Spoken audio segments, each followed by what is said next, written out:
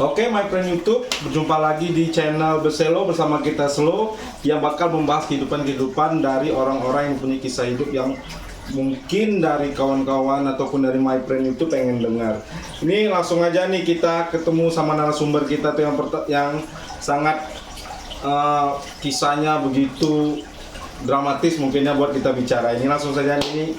Oke, selamat datang nih Mas Ricci. Ya, selamat datang di channel kita Beselo. Kali ini kenal ini channel baru yang bakal membahas kehidupan di sekitar kita, teman-teman kita yang bakal ketemu. Karena pada dasarnya channel ini membahas semua tentang semua orang-orang yang punya kisah hidup kayak gitu.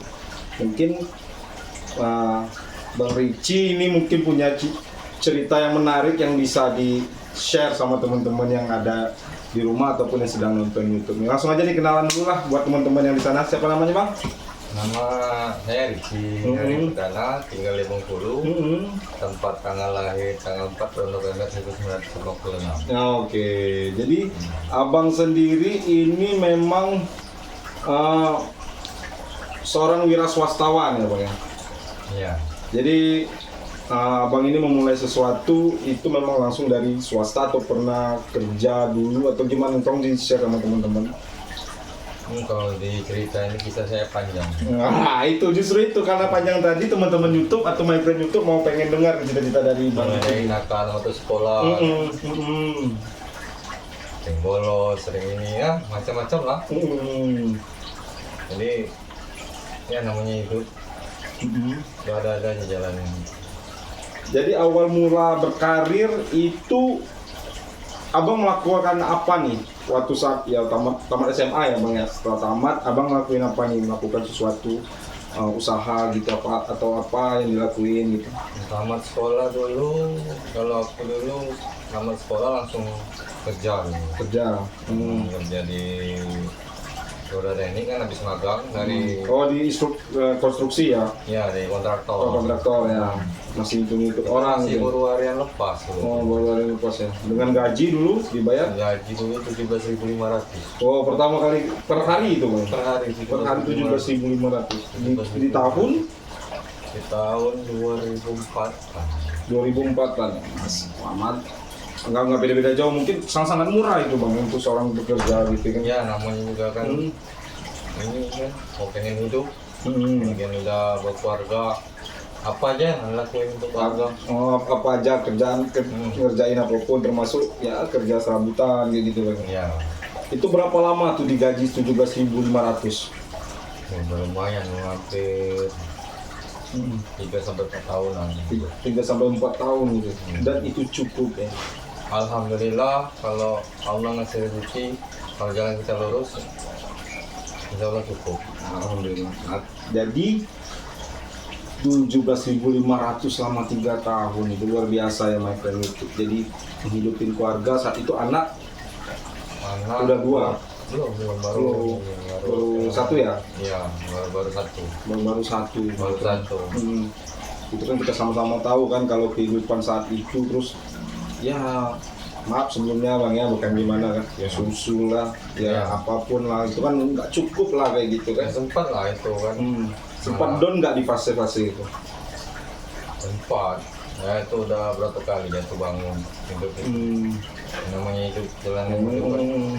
Waktu itu sampai makan aja sehari di rumah mertua, sehari di rumah orang tua saya, sehari di rumah mertua, sehari di rumah saya. Kalau nggak cukup kan, lagian juga ada asuransi cicilan motor kalau dulu. Oh dulu masih nyicil motor. Jadi itu selama 3-4 tahun memang kita fight gitu kan, fight terus berusaha bener dalam jalani hidup. Apalagi kita kepala rumah tangga yang ngidupin seluruh keluarga gitu. Terus setelah itu apa sih yang dilakuin sama Bang Ricci yang ini loh fase agak naik gitu kehidupannya kan? Ya awal itu tuh kan waktu anak pertama lahir, mulai dari situlah rezeki kita datang. Jadi pertama-tama kali anak itu lahir dikasih rezeki sama itu kan dikasih kerjaan, bikin pasangan batu, sering-sering mortar gitu kan. Kalau dapat borongan Dikasih sekitar meter, kalau coba kerjain dulu. Oh jadi dapat borongan itu modal kepercayaan berarti. Iya, modal kepercayaan. Itu pun juga, aku juga pertama kali itu takut. Takut, nggak berani karena mungkin kalau rugi gimana nanti kan. Karena kita dulu kan bekerja kan, Iya. terus disuruh kasih pegang tanggung jawab. Takut Harus lah, takut berani. ini kan. Spekulasi kalau kita nggak berani nggak bakal maju. Gitu. Jadi diambil lah pekerjaan itu. Iya, modal nekat. Modal nekat. Nggak ada modal uang Sama sekali ya. sama sekali. Modal berani aja. Modal berani. Setelah itu ya, alhamdulillah dalam 1 minggu itu bisa selesai kerjaan itu. Oh, dalam 1 minggu. Itu Iya. pekerjaan pertama Bang, ya. Iya, dalam 1 minggu kerjaan itu selesai. Dikasih lagi sama bos, karena kerjaan selesai nggak ada masalah, bagus kan? Kasih lagi sampai sekarang. Oh, sampai sekarang ya. Sampai Terus sekarang jadi pemborong ya. Ya, alhamdulillah Bang ya. Jadi dari proses yang memang wow, dari 17.500 saya bisa bayangin gitu ya. Di 15.500 loh. 17.500 di situ makan, di situ ini di tahun 2004 ya itu termasuk udah kecil lah kayak gitu kan karena di fase itu kan nilai mata uang juga nggak jauh-jauh benar dari yang sekarang gitu. Luar biasa sih perjuangannya kan. Nah, kira-kira halangan terbesar dulu apakah pernah nggak di tipu orang ataupun yang lain-lain pada saat waktu fase-fase pertama gitu? kalau masalah tipu orang tuh udah sering kita ini tipu sama orang terus ya macam-macam lah namanya YouTube itu tuh kan ada kesan yang paling kesan waktu kerjaan tuh waktu mau lebaran. Lebaran gitu ya. Lebaran kerjaan udah hampir 80% clear, pas 100%. Ini 7 hari sebelum lebaran itu kerjaan mau penagihan dari ke kantor kan. Itu kita dapat musibah banjir besar dulu. Jadi kerjaan saya yang dikerjakan itu Iya. tuh ambruk semua, hancur Habis gitu. habis semua. Jadi ya mau bilang apa lagi ya, nggak bisa ngomong lagi. Tapi saat itu Saat itu mungkin momennya ya karena mau lebaran. sampai nggak terbeli baju sama nggak terbeli baju anak buah dulu. Sampai nggak berani keluar rumah. Bener, karena memang nggak punya apa-apa saat itu Ya ya. apa lagi? Udah modal cuma segitu, taunya dapat musibah itu kan. Ya, mau main lagi. Pasrahkan aja sama Allah. Ya namanya kita usaha itu kan ada gagalnya. Kalau kita sekali usaha terus gagal, nggak mau bangkit lagi, ya mungkin dia tahu ya. Betul. Mungkin ya. Jadi itu momen yang nggak bisa terlupakan ya sampai sekarang ya karena momen ya kita kan muslim gitu kan lebaran itu momen saat kita berkumpul sama keluarga mungkin ya ada rezeki mungkin bisa beliin baju keluarga ada musibah kayak gitu pekerjaan hancur lebur akhirnya nggak bisa ya keluar rumah aja nggak berani kan. Introspeksi diri mungkin dari kita ada kesalahan, mungkin kan ada kurang apa, dari kita. Intinya kalau pengen maju ya itulah lihat cermin dari diri kita sendiri. Bagaimana ke depannya nanti. Asal masih menjaga kepercayaan orang tadi ya. Ya, penting hidup itu komitmen. Orang berarti itu masa-masa terpahit lah ya, masa-masa terpahit yang dilalui, salah satu momen yang nggak bisa dilupain seumur hidup lah bisa dikategorikan kayak gitu ya Bang ya. Jadi setelah itu mulai bangkit. ya, mulai dari terpurukan itu kan belajar dari pengalaman dari kesalahan kita dari kemarin, apa yang kita salah, baru kita perbaiki. Terus dilihat lagi ke belakangnya apa, dipelajari apa lagi kan. Udah setelah itu ya alhamdulillah lah, mulai dari mempelajari kesalahan kita semua ini, lihat itu ke depannya alhamdulillah rezeki dari Allah kan, yang berikan ini langsung ini Langsung dapat proyek gede ya. Alhamdulillah kayak gitu. Untuk ya mungkin karena ketekunan kita kan, ketekunan kita dalam menjalani proses itu mungkin Bang ya. Untuk yang satu lagi jangan lupa berdoa sama Allah, sedekah ke yatim apa kan, intinya itulah berbagi. Berbagi biar rezeki kita Karena jalan terus. kita kan bukan Allah tuh hanya menitipkan kita. Menitipkan sementara. Menitipkan sementara gitu. Benar.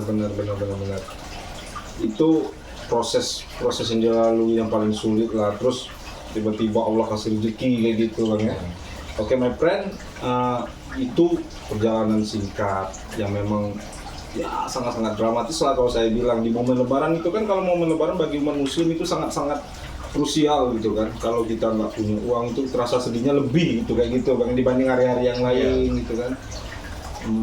Terus kalau misalkan untuk kehidupan dan lain-lain itu mungkin sudah diatur sama yang di atas. Cuman kalau kita nggak tangguh juga nggak mungkin juga bisa maju Bang ya.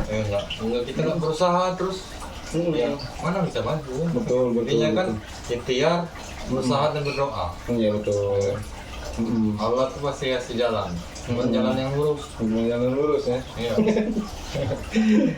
Terus kalau kita sama-sama tahu nih, kalau di dunia kayak gitu kan pasti sering terjadi gesekan gitu kan, apalagi miss kerugian yang dialami gitu kan.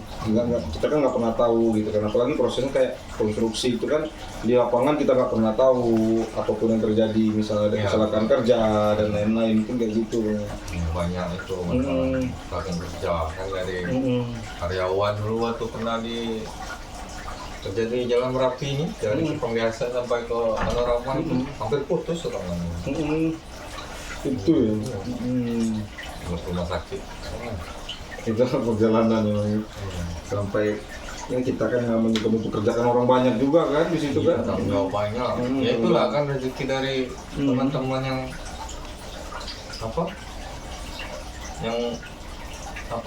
berkat doa dari teman-teman yang kerja itulah. Karena mereka juga cari nafkah untuk hasil keringat mereka itu jangan ini kan apa namanya, pokoknya berapa hasil kerja dibayar gitu kan. Tadi potong-potong karena pada dasarnya ada keluarga yang nunggu di rumah, walaupun itu hasilnya itu sangat berkesan, apalagi kalau dipotong kan gimana kesannya Bang ya? Keringat orang mungkin lah potong. Betul. Terus sampai di titik itu, ini udah sekarang ini saya udah tahu kan kayak gimana track recordnya dari Bang Ricci kan, jadi mungkin proyek-proyek udah ya kategori udah gede lah kalau untuk di ukuran Bengkulu ya, salah satu kontraktor yang main sukses lah untuk daerah Bengkulu. Mungkin apa sih yang belum tercapai dalam diri Bang Ricci selama ini dari dulu sampai sekarang yang belum terpenuhi dan pengen dilakuin nanti ke depannya gitu? Yang belum tercapai itu sekarang yang pengen naikin lagi orang tua. Itu ya. Kemarin tuh udah terkumpul gitu kan. Untuk orang tua itu tuh kalau orang tua ini apa namanya, rumahnya udah rusak ya perbaikin dulu kan. Jadi larinya ke situ. Soalnya nanti lah ke depan lah nanti kalau ini kan. Terus kalau ada nggak kira-kira usaha yang pengen dibuat ataupun yang pengen diciptakan sama seorang Bang Ricci gitu kan, yang ataupun ada usaha sekarang yang sedang dijalanin sama Bang Ricci? Sekarang ada, kalau sekarang ini tangkar murai batu saya, alhamdulillah jalan. Oh ya, tangkaran Bang ya? Ya tangkaran, terus itu usaha snack itu. Oh gitu ya? Usaha sampai snack itu. Oh ya, itu terus kalau burung ya untuk my friend itu memang Bang Ricci juga salah satu dedengkot lah yang di Bengkulu yang punya burung-burung yang dikategorin bagus lah di Bengkulu yang sering dapat juara juga. Mungkin kayak gini lah. Ini contoh-contoh prestasi yang udah Bang Ricci dapetin dari main burung ya, dari lomba-lomba burung gitu kan. Mungkin kalau untuk burung itu sendiri kan, jadi udah berapa lama sih menggeluti hobi-hobi kayak gitu? Kalau burung itu hampir 15 tahunan. Oh, memang dari dulu ya. 15 tahun. Awal mulanya itu waktu adiknya ibu di Lebong. Hmm. Itu tuh kan apa? Istrinya dulu kerja di sana kan, pegawai di sana, jadi dia kalau telepon tuh ngomongin burung terus. Oh, ngomong Jadi kan gitu. penasaran kan? Apa sih ini burungnya Iya, gimana kan? apa sih? Kayaknya dia beli burung apa itu sampai ratusan ribu, bahkan jutaan dulu kan? Nah, zaman-zaman itu Bang ya. Iya, beli lovebird agak 750.000 dulu. Oh, zaman Kalau sekarang 70.000. 70.000. Kalau dulu tuh masih 750.000, Iya. bahkan sampai jutaan gitu kan. Iya. Jadi dari situ mulai ketertarikan dalam hobi burung gitu. Beli burung di pasar minggu kan? Hmm. Beli burung kacer. Pertama kali dulu beli burung kacer. Burung pertama kacer gitu ya. 150.000. Ini baru pelihara mati. Beli lagi. Terus pelihara lagi, mati lagi. Diomongin sama bapak kan? Udah anak, katanya. Ini pelihara burung tuh udah lah, hobi itu cuma sebentar aja. Udah hilang, Iya. bakal itu lagi. Nggak bakal ini lagi gitu ya. Mana alhamdulillah dari burung tuh bisa pertama kali naik pesawat itu tuh dari burung malah. Oh. Burung yang membiayai. Burung yang membiayai. Presiden Cup dulu. Oh dulu, sempat Presiden Cup juga gitu ya. Ya, Presiden Cup 3 gitu. Oke, my friend. Jadi kalau sekedar pemberitahuan, jadi Presiden Cup itu lomba burung terbesar di Indonesia. Jadi Bang Rich ini pernah ngikutin di situ. Mungkin dapat juara atau gimana tuh di situ kan? Alhamdulillah dapat, cuman batas nominasi. Ada nominasi ya, karena persaingannya kan nasional Iya. gitu. Itu pun udah luar biasa kan. Mungkin juga kan waktu berangkat juga kondisi kemarin. Itu aja masih bersyukur burung masih kerja kan? Karena belum pernah keluar keluar kota kan? Burung tuh paling jauh paling ke Linggau, Curug, Payang. Oh, masih sekitaran putaran Bengkulu, ya. Belum pernah long trip gitu ke Jakarta atau kemana-mana belum ya. Belum. Jadi burungnya masih burung lokal, tiba-tiba go nasional. Jadi alhamdulillah pulang dapat Ya, juga. itu pun di berangkat itu karena udah dipantau sama orang Cina Bangka itu burung tuh mau dibayar dulu. Oh, berapa tuh tawaran pertama lu buat burung itu? Dulu itu dia tawar 100 juta. 100 juta. Ya dulu. Zaman itu ya. Jadi Bengkulu dulu kan itu udah breeding lah kan.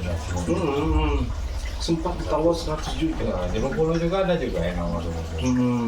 Sampai bawa mobil sini. Oh, mau ditukar sama mobilnya? Mobil. Itu my friend, piara burung makanya biar dapat mobil. Kayak gitu mungkin Bang ya. Iya. Jadi Awal mulanya dari burung itu tuh kan teman datang dari Karang Tinggi. Dia tuh pengen bayar kuliah, duitnya nggak ada. Kan? Jadi hartanya cuma burung tuh lah, kan.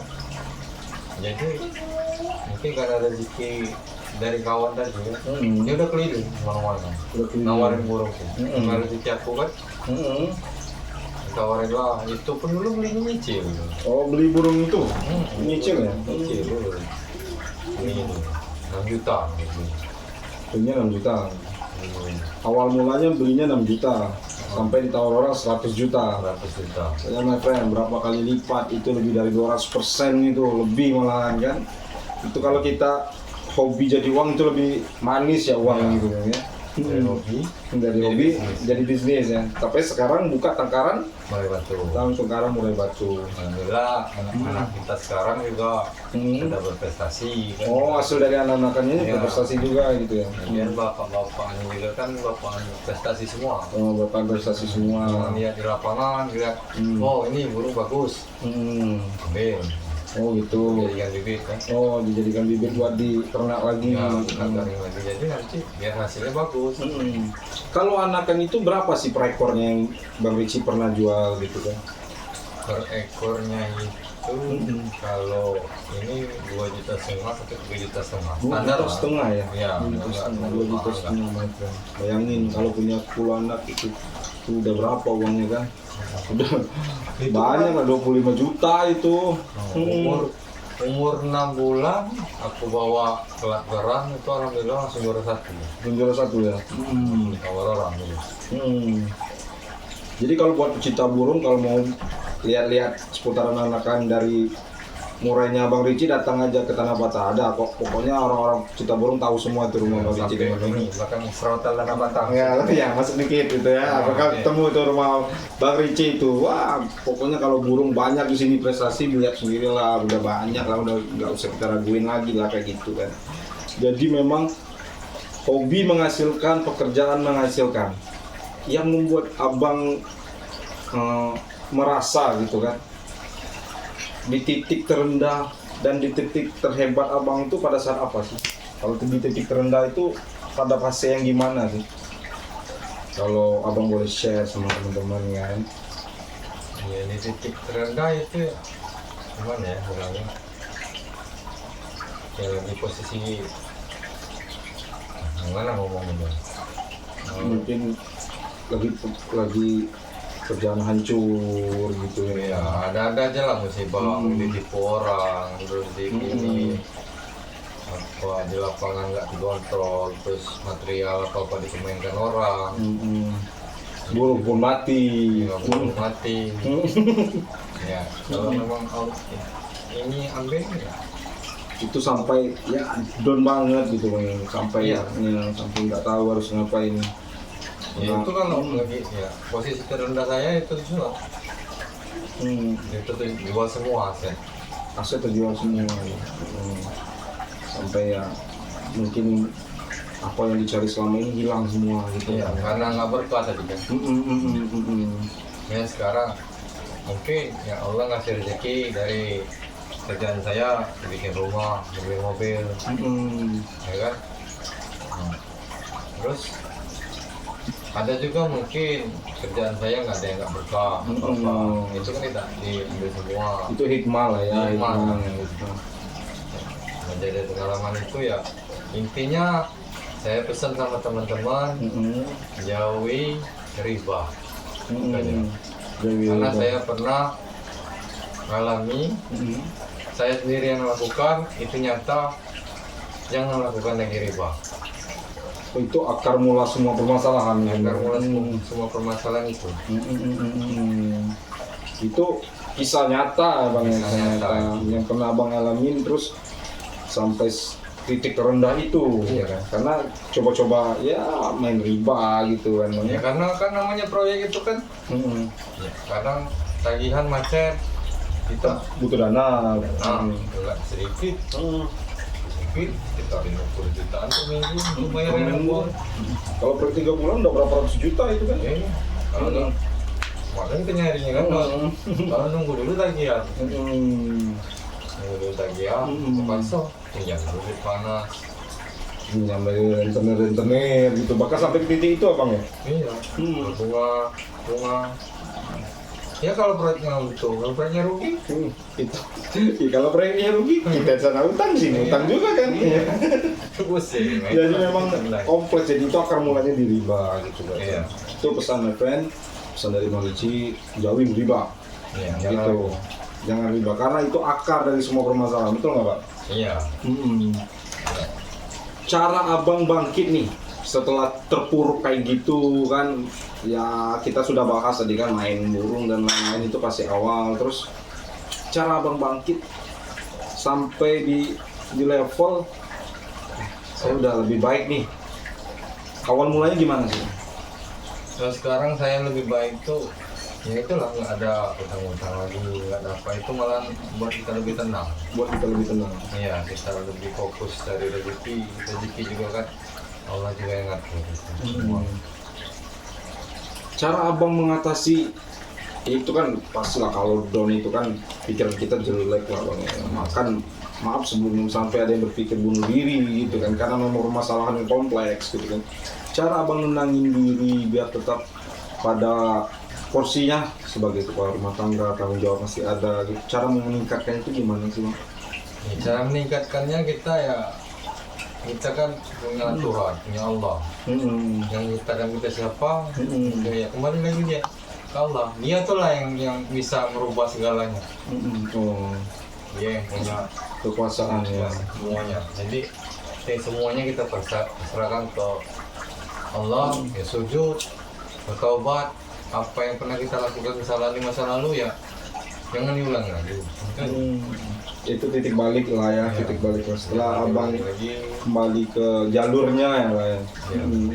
Ini kita lupa waktu saat lagi senang dapat uang banyak, lupa sama Allah, bersyukur, bersujud, sholat mungkin Bolong-bolong dan lain-lain. bolong tahun sekali gitu. Tahun sekali, bukan bolong lagi itu memang tahun sekali ya, karena itu true story bang. Mungkin kalau secara logika nggak cuma abang lah yang ngalamin itu, semua orang pasti ngalamin fase kayak gitu, karena kehidupan kita nggak pernah tahu, terus perjalanan hidup kita kan kita nggak pernah ya atau nggak tahu temuan orang di jalan kan, mungkin yang kayak abang mungkin terpuruk hancur dari mulai punya aset turun lagi, punya aset turun lagi itu Udah 3 kali. udah 3 kali turun naik. Iya. Nah, kan kalau sekali turun itu hancur-hancur beneran gitu. Hancuran, ya. Tinggal introspeksi diri kita sendiri. Balik lagi dari yang tadi kan. Apa kesalahan kita diperbaiki, lihat ke belakang. Apalagi sih yang harus kita lakuin, apa sih yang pernah kita lakuin. Intinya kalau kita lagi dapat musibah dan itu tuh Allah sedang menguji kita. Dan kita harus tetap tangguh kan ya. Ya. Namanya kepala keluarga kita harus tangguh ya. Anak-anak masih kecil, butuh biaya buat sekolah. Ini kan depannya kan harus kita inikan terus. Kalau kita merubah cara pikir, pola pikir, mindset kita kan, ya nggak mau jadi apa nanti kan? Iya betul. Jadi kalau kita nggak tetap semangat, itu ya bakal tetap terpuruk gitu bang. Tapi kalau keluarga ataupun istri itu selalu support dong kalau untuk kerjaan abang gitu kan. Allah lah. Lagi itu tujuannya baik, lalu disupport. Selalu support ya, walaupun di saat-saat terpuruk pun ya. Iya. Jadi gitu guys, yang punya istri, yang masih punya ibu, terus keluarga, sayangi mereka lah. Karena pada saat itu terpuruk cuma mereka yang bisa membantu ataupun menyupport kita supaya kita bisa bangkit lagi, itu lagi gitu. Iya. Jadi Kalau ada apa-apa tuh, ada permasalahan apa-apa tuh, omonglah sama orang tua. Jadi mesti permasalahan nanti orang tua sendiri yang apa yang katakan orang tua itu turun lakukannya. Jangan pernah dibantah, jangan pernah diingin, Karena jangan pernah dilawan. dia nggak pernah ngasih saran yang buruk untuk anaknya itu. Ya iyalah, namanya orang tua mana ada yang dirumuskan. Benar. Jadi ya walaupun dulu punya masa lalu yang kelam ataupun punya ya tragedi-tragedi yang kita alami, kalau kita terpuruk sekalipun orang tua tetap ada gitu. Iya. Ada. Terus ya itulah kembali lagi kita sujud sama Allah, minta ampun, jangan pernah ulangi lagi, sholat, itulah intinya. Doa, tahajud, ini banyak lah ini kan. Kalau lihat dari cover mungkin my friend lihat Bang Richie kan kayak gini, penampilannya masih anak muda, terus masih gaya-gaya santai, tapi saya ngakuin sendiri kalau untuk ini dia memang udah lebih baik lah untuk mendekatkan diri sama yang di atas gitu kan. Jadi dari tragedi-tragedi yang dialami mungkin pelajaran besar, sehingga mungkin hidayah lah yang abang temuin kan. Intinya sekarang niat itu bukan apa-apa. Lebih baik kita terhina di mata manusia daripada kita terhina di mata Allah. Itu prinsip yang sedang dijalani sekarang. Jadi biarkan kita terhina di mata manusia, tapi jangan terhina di mata yang di atas. Biar orang ngomong apa terserah. Ini terserah. Ah tahu nih itu. Nggak usah diomongin, nggak usah didengarkan apa kata orang. Biarkan anjing menggonggong ya, kata baru. Jadi my friend, sejarah singkat tentang Richie, karena di channel ini bang, kita nggak pernah untuk berpikir untuk public figure yang berbicara ataupun siapa yang berbicara. Kita di channel ini punya untuk semua orang yang punya kisah, silakan. Kalau yang mau punya kisah mau kita bahas, silakan aja. Kita bakal podcast di mana aja boleh, ataupun datang ke studio kita juga boleh. Kita bakal sharing-sharing, karena pada hakikatnya itu bang, setiap orang tuh punya kisah loh yang menarik yang bisa kita bahas. Nggak perlu intrik ataupun settingan, karena pada dasarnya manusia itu punya kisah yang pasti ada terpuruk dalam hidupnya yang mungkin bisa jadikan motivasi juga buat teman-teman, apalagi masalah bisnis ya, karena uang itu kan sensitif gitu kan.